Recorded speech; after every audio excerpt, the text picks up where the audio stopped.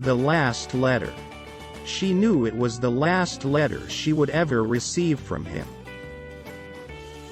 He had been diagnosed with terminal cancer a few months ago, and he had decided to stop the treatment and spend his remaining days at home.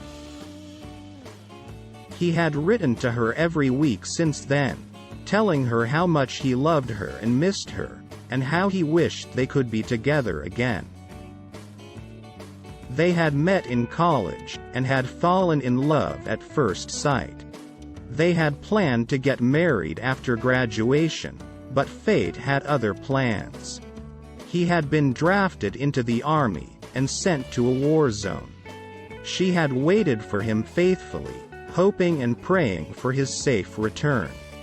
But he never came back. He had been captured by the enemy, and tortured for years. He had escaped somehow, but he was a broken man. He had lost his memory, his identity, his sanity. He had wandered the streets for a long time, until he found a shelter that took him in. There, he had met a kind nurse who helped him recover some of his memories. She had shown him a picture of her, his fiancée, that he had kept in his wallet. He had recognized her face, but not her name. He had felt a surge of emotion, but not of love. He had felt guilt, shame, regret. He had written to her, apologizing for what he had done to her. He had told her that he didn't deserve her love, that he couldn't be the man she needed.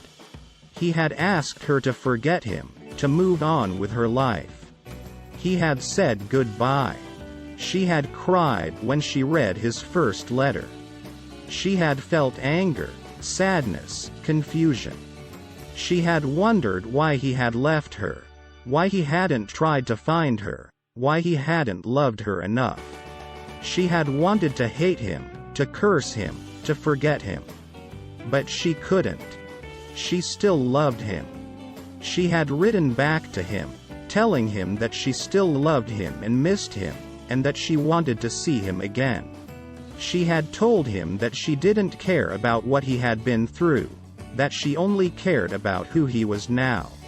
She had told him that he was still the man she needed, the man she wanted. She had asked him to come back to her, to give them another chance. She had said hello. He had cried when he read her second letter. He had felt joy, hope, gratitude. He had wondered how she could still love him, how she could still want him, how she could still forgive him. He had wanted to embrace her, to kiss her, to thank her. But he couldn't.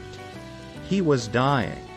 He had written to her every week since then, telling her how much he loved her and missed her, and how he wished they could be together again. He had told her about his past, his present, his future. He had told her about his dreams, his fears, his regrets. He had told her about his pain, his peace, his acceptance. She had read every letter with tears in her eyes and a smile on her lips. She had felt love, compassion, admiration. She had learned more about him in those letters than in all the years they had been together. She had seen his soul through his words. She was waiting for him. She knew it was the last letter she would ever receive from him. He had told her that he didn't have much time left, that he was ready to go.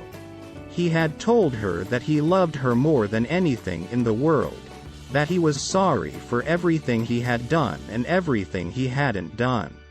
He had told her that he would always be with her in spirit, that he would wait for her in heaven. He said goodbye. She said hello.